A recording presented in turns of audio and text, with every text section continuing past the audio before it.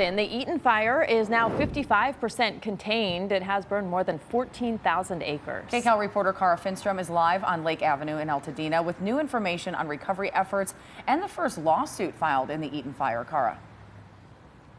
Good morning. Good news on those containment numbers. Firefighters using that infrared technology to find any remaining hot spots so that they can really now focus on the recovery. It's underway behind the National Guard here. This is kind of the edge of that mandatory evacuation zone.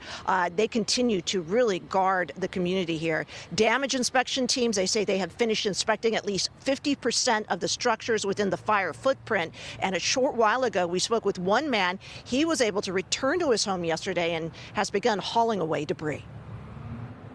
You definitely need a mask all the time. You need gloves on because you're not sure of what you're touching. And even me, as I'm raking up and things like that, I do it with the mask on because you're not sure as you're raking what particles are coming up in the air. It's beyond devastating. I mean, this is an area that I grew up in. I know at least 30 people that have lost their homes. And the most difficult part of this, urban search and rescue teams continuing their work. They say they're getting close to finishing the search for any other people who may have died. Investigators confirm 16 people were killed by this fire. Fire crews, utility companies, they are working on doing inspections and initial repairs, as well as cleanup, so folks can get in to see what, if anything, is left of their homes. The county will be organizing large-scale debris and hazmat removal. That's because of all the contaminants in this area. For now, all Pasadena Unified Schools, they are closed, will remain so through Monday. Some clearly will be shut down much longer. Local authorities say they know those impacted are frustrated. They are hoping to come up with some re-entry timeline, still working on that this morning. Now take a look at this. Attorneys have also been at work. They have already filed some wrongful death lawsuits against SoCal Edison. That's on behalf of people who have lost loved ones. Attorney Ben Crump says despite days of high wind warnings, the company didn't cut off all power.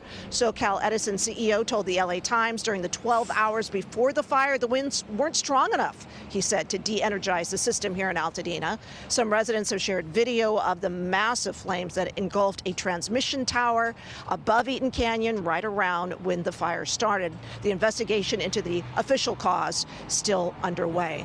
Now back out here live, I do want to give you a look. Well, actually right now we've got some National Guard members moving down the street, but beyond that, we've got lined up all along the sidewalk here bags of debris, and we're seeing a lot of that. Folks starting to clear some of that debris from their homes. Again, they're being urged to use some caution in doing so. But if we pan up, I did want to leave you with a look at this. Look at this beautiful historic church. This is St. Elizabeth. We lost so many historic structures in this fire here in Altadena, but this one, beautiful church, still standing here on Altadena Drive. Lake Avenue. It's okay. It's been a long week. It is nice to see the sunshine Yes. on that church there. That's beautiful. Cara, thank you for bringing us that. A little bit of hope and optimism this morning.